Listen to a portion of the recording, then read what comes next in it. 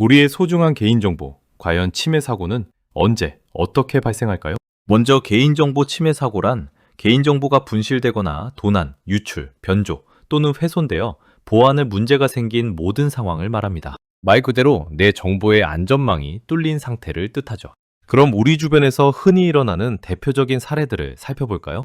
첫째, 해킹으로 인해 고객 정보가 외부에 통째로 노출되거나, 둘째, 실수로 개인정보가 담긴 파일을 엉뚱한 곳에 잘못 전송했을 때, 셋째, 중요 정보가 들어있는 업무용 노트북이나 USB를 분실했을 때도 사고에 해당합니다.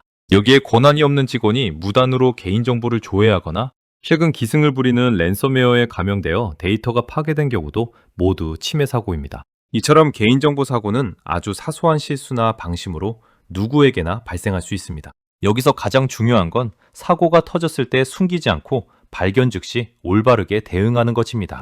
여러분, 만약 개인정보 침해 사고를 발견하셨다면 가장 먼저 무엇을 해야 할까요? 단 하나만 기억하세요. 바로 즉시 신고입니다.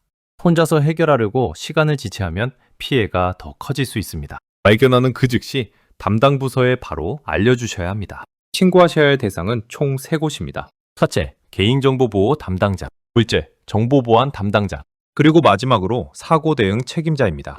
신고하실 때는 4가지 내용을 명확히 말씀해 주시면 됩니다. 사고를 발견한 일시와 자세한 사고 내용, 그리고 관련된 시스템과 현재 어느 정도의 피해 상황이 있는지 알려주세요.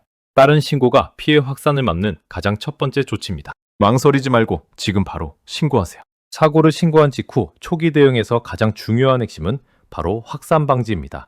추가적인 개인정보 유출을 막기 위해 1분 1초를 다투어 빠르게 움직여야 합니다. 이때 반드시 취해야 할 주요 조치 5가지입니다. 첫째, 문제가 발생한 침해 계정을 즉시 차단하고, 둘째, 외부의 비정상적인 접속을 신속하게 막아야 합니다. 셋째, 감염이 퍼지지 않도록 시스템 네트워크를 물리적으로 분리하고, 넷째, 악성 코드가 다른 곳으로 확산하는 것을 차단해야 합니다. 마지막으로 추후 조사를 위해 당시의 상황이 담긴 관련 로그를 안전하게 보존해 주세요. 여기서 잠깐 절대 놓쳐서는 안 될 주의사항이 있습니다. 당황한 마음에 원인을 분석하기도 전에 시스템을 삭제하거나 초기화해서는 절대 안 됩니다. 사고 원인을 밝혀낼 소중한 증거가 통째로 사라질 수 있기 때문입니다. 기억하세요. 초기 대응은 증거를 보존하면서 피해의 연결고리를 끊어내는 것이 핵심입니다. 사고를 막아섰다면 이제는 냉정하게 원인을 파악할 차례입니다. 무엇이 어떻게 유출되었는지 정확하게 분석해야 합니다. 사고 대응팀이 집중적으로 확인해야 할 5가지 핵심 항목입니다. 첫째, 이름이나 연락처 등 어떤 개인정보가 유출되었는지 명확히 파악해야 합니다. 둘째, 피해를 입거나 영향을 받은 사람은 몇 명인지 규모를 확인하고, 셋째, 정확히 언제 사고가 발생했는지 시점을 파악해야 합니다. 넷째, 시스템의 허점이나 해킹 등 어떤 경로로 발생했는지 원인을 찾고, 마지막으로 내부 오류에 그친 것인지 아니면 실제로 외부에 유출되었는지 여부를 확실하게 검증해야 합니다. 기억하세요. 첫 단추를 잘 꿰어야 다음 조치로 나아갈 수 있습니다. 정확한 분석만이 올바른 대응 방향을 결정합니다. 개인정보 사고가 발생했을 때 당황하지 않고 완벽하게 대처하는 방법. 이 5가지만 머릿속에 꼭 저장해 두세요. 첫째, 발견하면 즉시 신고합니다. 혼자 고민하지 말고 담당 부서에 바로 알려야 합니다. 둘째, 대응의 핵심은 확산 방지입니다. 추가 피해가 없도록 빠르게 네트워크를 차단하거나 차단 조치를 취해야 하죠. 셋째, 분석 단계에서는 원인과 피해 규모를 확인합니다. 무엇 때문에 어디까지 문제가 생겼는지 명확히 파악하는 과정입니다. 넷째, 조치를 위해 유관기관에 신고하고 피해를 입은 정보 주체에게 이 사실을 신속하게 통지해야 합니다. 마지막 5째, 똑같은 일이 반복되지 않도록 취약점을 보완하는 개선과 재발 방지 대책까지 세우면 비로소 마무리됩니다. 하지만 가장 훌륭한 대책은 따로 있습니다. 개인정보 보호는 사고가 터진 뒤 처리하는 것보다 사고를 미리 막아내는 철저한 예방과 관리에서 시작된다는 점 꼭 기억해 주세요. 만약 개인정보 유출이 확인됐다면 정보의 주인인 정보 주체에게 이 사실을 신속하게 알려야 합니다. 법으로도 명시되어 있는 아주 중요한 의무인데요. 이때 보내는 통지서에는 반드시 포함해야 할 5가지 내용이 있습니다. 첫째, 어떤 정보들이 빠져나갔는지 유출된 개인정보 항목을 명확히 밝혀야 합니다. 둘째, 언제 어떻게 사고가 났는지 유출 발생 시점과 경위를 설명해야 하고요. 셋째, 피해를 줄이기 위해 우리가 어떤 행동을 취했는지 조치사항을 알려야 합니다. 넷째, 이용자가 스스로 피해를 막기 위해 무엇을 해야 하는지 정보 주체의 대응 방법도 상세히 안내해야 합니다. 마지막으로 이용자가 궁금한 점을 언제든 물어볼 수 있도록 문의 가능한 연락처를 반드시 남겨야 합니다. 유출 사실을 숨기지 않고 투명하게 알리는 것. 그것이 이용자의 2차 피해를 막는 가장 확실한 방법입니다. 사고를 처리하느라 정신없는 순간에도 결코 놓쳐서는 안 될 일이 있습니다. 바로 모든 대응 과정을 꼼꼼하게 기록하는 것입니다. 우리가 취한 모든 조치는 반드시 문서로 남겨두어야 하는데요. 어떤 내용들을 기록해야 할까요?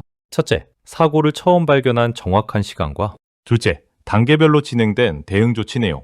셋째, 어떤 담당자가 참여했고 어떤 의사결정 과정을 거쳤는지. 넷째, 관련 기관에 신고하고 정보 주체에게 통지한 내용. 마지막으로 시스템을 어떻게 정상화했는지 복구 조치 결과까지 빠짐없이 기록해야 합니다. 우리가 남긴 이 기록은 단순히 지나간 일의 요약본이 아닙니다. 향후 사고를 예방하는 강력한 방어막이자 우리가 책임있게 대응했다는 가장 확실한 근거가 됩니다. 사고가 수습되었다면 이제 시스템을 다시 가동해야 할 텐데요. 이때 가장 중요한 원칙이 있습니다. 시스템을 정상적으로 운영하기 전 반드시 보안 상태를 철저하게 점검해야 합니다. 안전한 복구를 위해 딱 5가지만 확인해 주세요. 첫째, 사고의 원인이 되었던 취약점을 완벽히 제거했는지 확인합니다. 둘째, 혹시 모를 무단 접근을 막기 위해 계정과 권한을 다시 한번 꼼꼼히 점검합니다. 셋째, 이전보다 벽을 더 높여서 보안 설정을 한층 더 강화해야 합니다. 넷째, 시스템 내에 숨어있는 악성 코드가 완전히 사라졌는지 확실하게 체크하고 마지막으로 똑같은 사고가 일어날 재발 가능성은 없는지 다각도로 검토해야 합니다. 기억하세요. 지금 필요한 건 단순한 복구가 아닙니다. 처음부터 끝까지 빈틈없는 안전한 복구가 핵심입니다. 사고가 모두 해결되었다고 해서 끝난 걸까요? 아닙니다. 진짜 중요한 건 지금부터입니다. 같은 사고가 다시는 반복되지 않도록 확실하게 개선해야 합니다. 성공적인 재발 방지를 위해 우리가 점검해야 할 핵심 사항들입니다. 먼저, 안전을 위해 개인정보의 접근 권한을 다시 한번 꼼꼼히 검토해야 합니다. 둘째로, 시스템의 허점을 막을 수 있도록 보안 솔루션을 개선하고 셋째, 빈틈없는 업무 처리를 위해 내부 관리 절차도 함께 다듬어야 합니다. 여기에 우리 모두의 보안 의식을 높이는 임직원 교육을 한층 더 강화하고 언제든 신속하게 움직일 수 있도록 사고 대응 매뉴얼까지 완벽하게 보완해야 합니다. 꼭 기억하세요. 사고 대응의 진짜 마지막 단계는 완벽한 예방입니다. 그렇다면 개인정보 사고가 발생했을 때 우리는 어떻게 움직여야 할까요? 딱 때 5가지만 기억하세요. 첫째, 발견하면 즉시 신고하세요. 망설이는 1분이 피해를 키웁니다. 둘째, 대응의 핵심은 확산 방지입니다. 추가 피해가 없도록 빠르게 초동 조치를 취해야 합니다. 셋째, 분석 단계에서는 원인과 피해 규모를 명확히 확인합니다. 그래야 정확한 해결책이 나옵니다. 넷째, 조치를 위해 관련 기관에 신고하고 피해를 입은 정보 주체에게 이 사실을 신속하게 통지해야 합니다. 마지막 5째, 똑같은 일이 반복되지 않도록 취약점을 보완하는 개선과 재발 방지 단계를 거쳐야 비로소 마무리됩니다. 하지만 무엇보다 중요한 건 따로 있겠죠? 개인정보 보호는 사고가 터진 후 대응하는 것보다 사고를 미리 막아내는 예방과 관리에서 시작됩니다. 오늘부터 우리 모두 철저한 예방을 생활화해 볼까요?